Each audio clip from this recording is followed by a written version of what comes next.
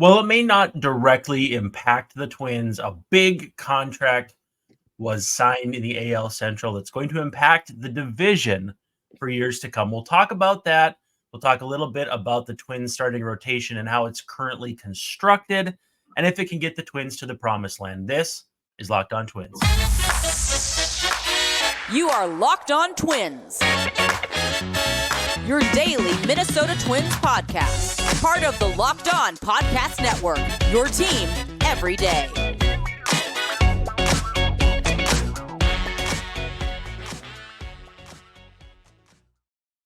Hey, hi, how are you? It's Locked On Twins, and we're back at it again.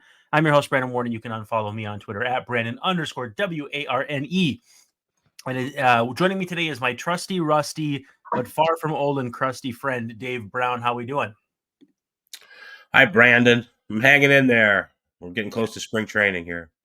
Nice. And while I thought we went over our time limit last night, I haven't told you this yet, I managed to edit out the part where you were talking into a muted microphone and got us right under our threshold. So we are still doing a phenomenal job staying on task and not task, but staying on time. So I'm proud of us. That's all that matters, is to be under 32 minutes. 32 seconds. That'd be the world's shortest podcast, but 32 minutes. Thanks for making Locked On Twins your first listen every day. We're free and available wherever you get your podcasts and also on YouTube. And of course, as part of the Locked On Podcast Network, your team every day. Again, I'm very appreciative of the audience we've had live on these shows. So, holler at us if you're in the streets listening to the show. We love to hear from you. And those chats have been pretty lively. We appreciate you very, very much. Today's episode brought to you by FanDuel. Make every moment more. New customers, join today and get $200 in bonus bets if your first bet of $5 or more wins. Visit FanDuel.com/LockedOn to get started. Also, Locked On has launched the first ever national sports 24/7 streaming channel on YouTube. Locked On Sports Today is here for you 24/7, covering the top sports stories of the day with the local experts of Locked On Plus, our national shows covering every league. Go to Locked On Sports Today on YouTube and subscribe to the first ever national sports 24/7 streaming channel. Dave, a lot going on in your neck of the woods. And while it's not directly affecting the Twins, it's kind of a big dang deal. Bobby Witt Jr. guaranteed $288.8 million over the next 11 years. What was your immediate reaction to the Royals being, I guess you could say, proactive and getting out in front of what's going to be a massive contract? And it's only going to get more and more massive the older this guy gets. But spending some money. This is unprecedented territory for the Royals. Well, they haven't spent a lot of money in many years, so they've been saving it up in their cookie jar or in their mattress or wherever the Royals save their money. So they've had it to spend at the right moment, and I think either just before the deal was announced or the day before, someone like John Heyman had come out and said that they're working on a long-term deal and progress is being made. And so from that standpoint, it wasn't like a complete shock, but it is always just kind of a little jarring for the Royals to go and commit a large sum of money. So from that standpoint, when it happens, you get a little shaken, but it does make a lot of sense. And it's funny how quickly things turned at the beginning of the season last year. We were all kind of wondering how long it was going to take Witt to kind of get the hang of things and, not master the game, but he struggled his rookie season. For all the good numbers that he put up, it was hard for him going back and forth between third base and short. And, he's still not a great, like his weakness at the plate is sometimes pitch selection and swinging at pitches out of the zone, and he's still going to have to deal with trying to improve on that. But, if you look at his StatCast savant numbers, a lot of red zone for him. It looks really good, and he's still such a young person that he's got time to get even better. So it's a huge deal. Just it gives people one less thing to worry about as far as well, is he going to be here? I suppose they could still trade him someday. Just because you have a contract doesn't mean that he's going to be here forever and ever. But it's rare to get players his talented as he, and it's a good piece around which to build. And I want to bring this full circle, or bring it back to the Twins a little bit. An interesting comparison occurred to me. Royce Lewis has 1 year plus 142 days of service time, at least according to Baseball Reference. So that, I believe, is 28 days shy of 2 years. Royce is slated right now for free agency after 2028. Bobby Witt would be before 2028. As far as season age, they're off by a year. So Royce Lewis is going to go into his age 25. Bobby Witt's going into his age 24 season. Now, with that said, if you're the Twins, I guess let's compare and contrast the situations. Royce has had 2 ACLs. He's a year older, but a year less in service time. Do the Twins have to approach this number for Royce Lewis to be like, okay, yeah, let's talk about keeping me in Minnesota long term? Well, I think it depends on the timing. It doesn't seem like they're on the verge of doing that right now. I mean, there's, you mentioned Lewis's injury history, and so that's a little different than Witt. Royce is sort of a combination of Witt and Buxton a little bit. Buxton was a guy who it was more toward his free agency time, but yep. The injury situation with him obviously gave Byron it moved him to want to lock himself up to a long-term deal and get some security. And maybe Lewis will feel similarly about his own career, given some of the injuries that he's dealt with. 1 second. Yeah.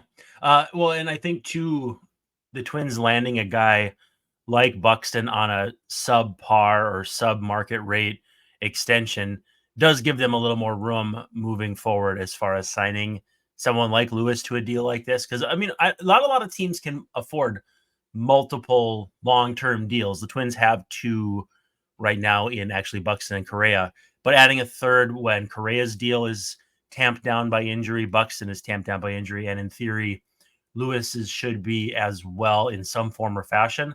I guess I shouldn't say teams can't afford that. It's just teams where the Twins are often don't say they can afford that, or they work around it. They lack a willingness to commit the money. Yeah. For sure. And I think, but if you're the Twins also, Lewis has not done that Bobby Witt sophomore. I mean, he's barely into his first season, really. Yeah. He hasn't had that season of, overcoming the learning curve and all that. So the Twins want to be sure that, I think the Twins are happy with Lewis and they're excited about what he might be, but he hasn't done what Witt has done in terms of accomplishments yet. And they probably don't want to jump to any conclusions about giving him a long-term deal if he hasn't got some accomplishments behind it. So this is one of those things that I think we would look at later this year or before the beginning of next year. But it's something that they probably would at least want to be thinking about at this point. Now, Lewis is a Scott Boras client, and people usually probably think that means there's like no chance of him eating up free agency years or signing a long-term extension, but it has happened. Boras has had multiple players who have gone that way and have not waited until free agency to sign their first big contract. So it does happen. And if Lewis can get through this season or most of it and do kind of what he did at the end of last year and in the playoffs, I think you'll see, if the Twins are a little more forward thinking with their TV plan in the long term, if they have some more settlement on that issue, I think you'll see them be interested in doing something like that. Okay, well, that makes sense to me. They'd be about a year away from it. I want to talk about how the Witt deal is structured. But before we do that, we do have to give some love to our friends at eBay Motors. Let's take a second and do that. And when we come back, like I said, we'll talk about the structure of the deal because it's kind of unique and it still gives Witt quite a bit of flexibility, all things considered. Passion, drive, and patience. It's what brings home a winning trophy, and it's also what keeps your ride alive. That's right. We're talking about eBay Motors, which has everything you need to maintain your vehicle and level it up to peak performance, from superchargers, roof racks, exhaust kits, LED headlights, and much, much more. Whether you're into speed, power, style, performance, you name it, eBay Motors has you covered. With over 122 million, and that's correct, million parts for your number one ride, you'll always find exactly what you're looking for. And with eBay's guaranteed fit, your part is guaranteed to fit your ride every time or your money back. Because with eBay Motors, you're burning rubber, not cash. Now, with all the parts that you need at the price you want, it's easy to turn your car into the MVP and bring home a win. Keep your ride alive at ebaymotors.com. Eligible items only. Exclusions apply. eBay's guaranteed fit is for U.S. customers only. All right. So the Witt deal, and again, I don't want to feel like we're banging this home because it's not entirely Twins related, but again, I think it applies to maybe Royce Lewis as well. But it's going to be a $2 million salary this year, $7.77 million signing bonus, $7 million in 25, $13 million in 2026, $19 million in 2027, $30 million in 2028.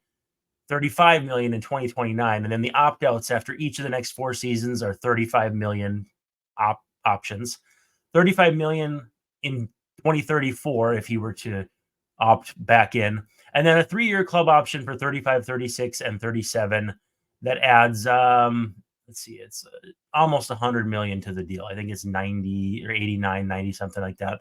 I'm not good at doing math in the moment, but it's structured quite interestingly, and it gives the Royals basically guaranteed, was it 2 or 3 years? I'm having a hard time understanding if it's 2 or 3 years before free agency because I think the opt-out is after 30. So they've got him signed through the age 30 season, which I believe gives them 3 years of free agent eligibility at $100 million on the nose, it looks like.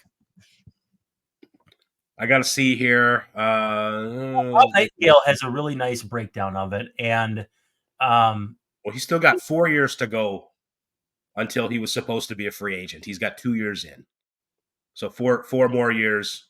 24, 5, 6, 7. Yep, and then 2028 is when he was going to go free agent. 30 million that year. 29 is 35. 2030 is 35 million. And I'm trying to ascertain if the way Bob put it here, can he opt out of the 20?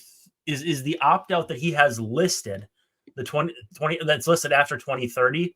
Is that for the 2031 season or is that 2030 season? 2031. Okay, so he's locked in for an extra 3 years. So for the Royals standpoint, it's an easy win for me. You got him locked up. Well, I guess I shouldn't say easy win because they can't opt out of the deal, but he can. But that's how you get a player of this caliber to sign the deal like this, is that you have to give them an exceptional amount of leverage, and that's exactly what they've done here with 130 some odd million in opt-outs and a player option for or club option for another 100 million.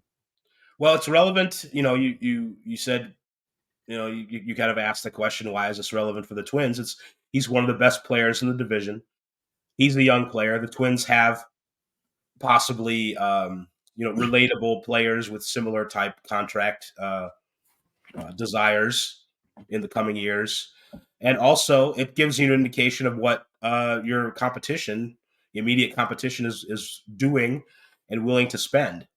And, what lengths they might be willing to go. The Royals certainly, when the Royals were competing for the World Series now 8, 9, 10 years ago, they got their payroll was top 10, 12, something like that. So this is a previous ownership, but they were willing to spend a decent amount to get there. So, it's not, it is an unprecedented individual contract, but they've spent big money before on players, and it's just a reminder that for all the issues that some of the teams of the Central are going to have, sometimes those things are cyclical, and the Twins kind of have to strike while the iron's hot, and they're in a great position right now.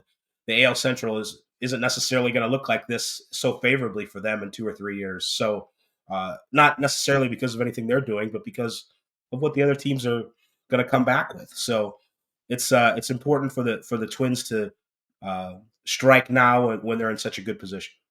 Do you think this level of player control in a contract would be enough to entice Scott Boras, especially with Royce Lewis? Because keep in mind, again, he's going to be a year older a year from now when he's as close to free agency as Witt was when he signed. So, well, I think part of the answering that question has to do with the individual player, and that's why I mentioned Buxton before. I think if Royce Lewis goes and has a terrific season, but you couple that with his injury history, and I can see where he would want to, just kind of reading the tea leaves a little bit, want to settle in Minnesota and put down roots and have some, teams call it, cost assurancy or whatever the term is, but just have one less thing to worry about. So, that's still, for whatever. Scott Boras is usually the guy who wants to max out. That's definitely his modus operandi. He wants to get as much money possible for the player, but it's not like he's the only one with agency in this decision. So, right. so to speak, Right.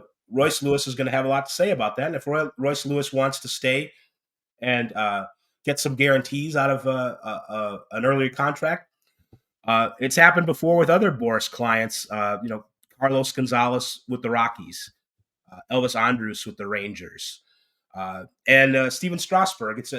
Not all the situations are the same. A couple of those players were a little closer to free agency, but it has been done in Boras's past that young players have signed big contracts that eat up free agency years and don't necessarily dive in to the free market completely.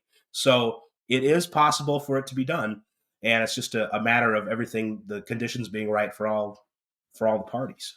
Yeah, and some of those players have had some question marks that somewhat resemble Lewis's. I mean, I'm not saying Lewis is Strasburg's level or his level of injury, an injury risk, as it were, but at the same time, pitchers are a little harder to gauge injury wise, and so I think there might be a decent amount of precedent, as you're saying. I want to do one thing though. I want to talk about FanDuel because I want to give you enough time with our final segment because you had a question or a discussion topic on the Twins pitching staff, the starters, I believe specifically as presently constructed, and if it's enough to get the Twins where they want to be. So first, let's take a quick word from FanDuel, and then we'll roll it back here in just a moment. Happy Super Bowl season to all who celebrate. And if you listen to Locked On Twins, I suspect you are one of those people who celebrates. And we would like to invite you to celebrate with FanDuel, America's #1 sports book. If you're like me, and I assume Dave Brown as well, we love to find not only the best spot to watch the game, but all the best food, the best company. I'm making my legendary meatballs, and I know that Dave is just absolutely thrilled to hear about that. But I'm doing that. We're going to have some friends over, some family, and just have a good time. But if you want to have a good time around the game or with the game in mind, but it's maybe not because you're on your couch with your family, you can find a way to end the season with a W or 2 or 3 with FanDuel. Now, not only can you bet on who will win Super Bowl 58, and we've got almost a whole nother week to stew over who we think is going to bring it home in Vegas. And but FanDuel also has bets for which players will score a touchdown, which team will win, and all kinds of different props and different things, everything under the sun, everything you can imagine, FanDuel has it. So if you are a new customer and you join today, you'll get $200 in bonus bets if your first bet of $5 or more wins. Just visit FanDuel.com/lockedon to sign up. That's FanDuel.com/lockedon. Make every moment more with FanDuel, an official sportsbook partner of the NFL. Okay, Dave Brown, you had wanted to bring up the starting rotation as it's presently constructed and how it compares to last season and all that different stuff. But I'm going to let you kind of drive the discussion here and take us home. Once you unmute yourself, that is. I did it again with the microphone, just in case. It's all good. It's all good. It's a very professional production here between you and me learning this on the fly, or you learning it on the fly and me being maybe the worst set of training wheels in human history. But I digress. What were you saying now? Yes, what was I saying? Indeed. So some people are worried the Twins have enough starting pitching to get them through. I guess it depends on how far we're talking. Is it the regular season, or people are worried? Sonny Gray left, and they haven't really signed a guy who we can establish as a number 2 starter. So people are concerned that things aren't going to be as good as last year, the production. But if you look at over at FanGraphs, the team WAR projections, and you break it down to starting pitching, the Twins still at this point have the second best starting staff by WAR projection in the league. So Phillies, Dodgers, Braves have more WAR in their rotation, and the Mariners have more in the American League. So it's still, and the Mariners are at 14.2 WAR, and I think last year the Twins were something like 16.5. It was really an outstanding year for their starting pitching staff. So I look at who they have in their rotation, and I see them being good enough to get pretty far, and that is to be effective into the regular season. I don't see really a strong challenge from anybody else in the AL Central, but the question is, are they going to be good enough to take that and win 2-3 rounds in the playoffs, maybe get to the ALCS or the World Series? And I think with the 6 guys that they have right now, I don't see them adding any other. They added Jay Jackson the other day to the bullpen, which kind of pushes Louis Varland gives him a little more confidence or whatever in wanting to try him as a starter. Yep. And with the other players as well that they have in their rotation. And I think that the Twins are, I don't know if they look at numbers like that like we do, but I think if you look at the 6 players that the Twins have in the rotation, for now, this is going to be the rotation for the season. I think that there's good reason to be maybe a little concerned that Chris Paddock hasn't had full season in the rotation and has had 2 Tommy John surgeries, and there's reason to be concerned. Mm-hmm. But I think the Twins, with the resources that they have, if it turns out that they would need some type of trade deadline type pitcher, I would expect them to be among the first people to make a deal when the deadline comes. And I think that's when we're going to see the Twins make another, an exception being unforeseen injuries, foreseen injuries. But if they break down a little bit, maybe they would do something sooner. But the Twins have enough resources to add a very good starting pitcher toward the deadline. And I think that's basically what they're going to do at this point, and try and roll with what they have right now. And, another thing, I think someone like Joe Ryan, if you look at him through the first half of last year before soft tissue injury and that other business where he didn't really, inform the team that he was hurting, if he can avoid a situation like that, he's the kind of guy that I think could morph into a number 2 type of starter. So I think, I think that's where the Twins are kind of banking on themselves being a little better than they were last year. So I think there's plenty to worry about with the Twins rotation, but I also think that if it is a need, when the time comes, the Twins will have enough resources to be able to make a trade there.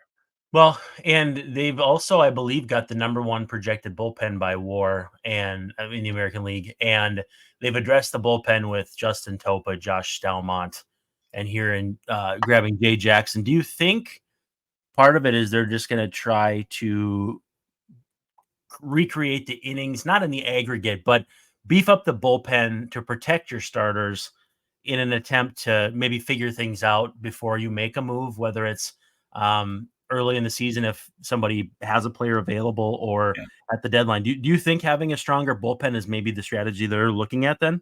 Yeah, I think that's definitely why they put some major league money into Jay Jackson, and maybe when in other seasons they wouldn't have. Do we have the numbers on that yet? I don't know.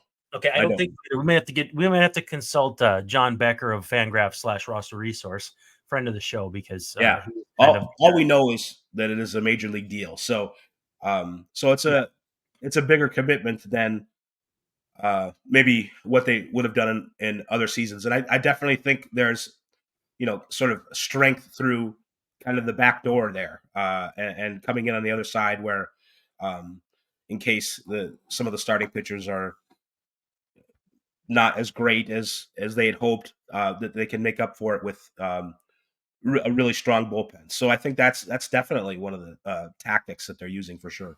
From an analytical standpoint, and this is not an analytical statistic, that's why I think it's an interesting discussion to have. How much, I'm a big proponent of WAR and all that stuff. How much does it matter to you that what the Twins are attempting to recreate is filling the role of a pitcher who the team went 14 and 18 in his starts last year? Like, I thought that was funny. That was a funny note that you came up with about Sonny. That for as good as he was, of course, I would have to go back and look and see what exactly happened in those games. Support. It's run support. Yeah, exactly. And then they score one. The Twins going up against the Sonny Gray counterpart, most likely on the other team. So you're probably going up against one of their better pitchers when he pitches. That's oftentimes how this goes. That's another reason why it's folly to look too much at wins for pitchers, just because of all the circumstances that go into it. But it is funny how I had not realized that they had a losing record to that degree in his starts. So that's just another thing to keep in mind. It really does take a village. It takes all 26 guys. It takes more than that. It takes 40 and beyond sometimes to get through a whole season. Yeah, and there's I saw pitching. A person smarter about pitching than me, so it could have been literally anybody, but talking about how much they liked Louis Varland's fastball, as in the numbers under the hood, as far as how it projects in the strike zone, how it rides up into the strike zone, is it could be more difficult than Juan Duran's fastball, and I don't know if that necessarily meant velocity, because if Duran's pitching out of the bullpen, it's 100 to 102. Maybe he'll pop into 103. I think Varland in the rotation would be probably 94, 95. But I think he does have enough stank on his fastball. It's kind of like the Twins like guys with carry on their fastball. And it's like, I think that what I understand is that's the illusion of rise, or the illusion of it staying on a plane and not dropping as you expect. That it's interesting. It's something to think about. I think you and I maybe have to have a side bet, even though we're on the same team here, though, because I really do think they might trade for another guy. I really do. And so if they do, you're fired. No, I'm kidding. Well, I think there's a good chance that they'll trade for another guy. I just don't think it's going to be in February or March. I do. Yeah. But I'm ready to be wrong. It's just I'm trying to get out in front. I'm so sick of, and this is not you, people being negative, like, oh, they're not going to do this, because it's easy to say something's not going to happen. And then when you're right, you get to pat yourself on the back. And when you're wrong, nobody cares anymore. They're not going to come back and say, no, you were wrong last time. You said they weren't going to do this. My thought, though, is just they always seem to have one more move in them when you think they're done. So it's not that I think, oh, Dave Brown doesn't know what he's talking about. I just think maybe. Well, it could be. And I think, as I said before, I think the next data point or data points that the Twins want to look at is to see how people look in spring training. Yeah. And that will give them a better idea of how they're going to project people like Paddock and, where Joe Ryan is and what Louis Varland's up to and what maybe he can become. So I think that's seeing these guys working out in games and just with their own eyes that will let the Twins know what they need to do next and how soon. Before we get out of here, I want to read a tweet. I won't say who it's from because I'm sure people will figure it out. But it says, sources, Guardians closer Emmanuel Clase is drawing trade interest from multiple teams, but a deal appears unlikely in the near term. With club options, Cleveland has control of Clase through 2028. There is no motivation for the Guardians to move him now. That was 3 hours ago. It's not recent. That is quite a few words to say pretty much nothing. What's your read on that? I mean, trading your closer when you may or may not be a division contender wouldn't be a bad idea. But then what's the incentive for anybody to ever sign a deal with you if you're going to turn around and flip them? I mean, I guess the Marlins have players. People play for the Marlins, so you have to fill your roster somehow. But I just feel like it would make sense from a baseball decision standpoint, and they've traded players while we thought they were maybe going to be good. Like the Savali. They traded Savali, even though we all kind of thought, oh man, they're a game out. I don't know. I don't know if they'll trade Clase. I don't know if they won't. But to me, just the framing of that was really funny. Like, they might trade him, they might not. They don't have to. Thanks for telling me that. That's the kind of bit of information that sounds like someone in the front office is like, hey, put this out there for us just to see what it'll, maybe to grease some possible moves. I don't know. Yeah. Like how much we can read into it. I don't know. Or gauge fan Guardians seem like a team to me that are always motivated to do possibly anything. Yeah. I think everything is on the table with a team like the Guardians. So except maybe Jose Ramirez, except maybe him. Or except give somebody else $288.8 million. But I digress. Dave, thanks for hanging out. It sounds like it sounds like you sound a little better, but we're going to let you rest up those vocal cords. And thanks to everyone for joining us. You've been listening to Locked On Twins, and we'll see you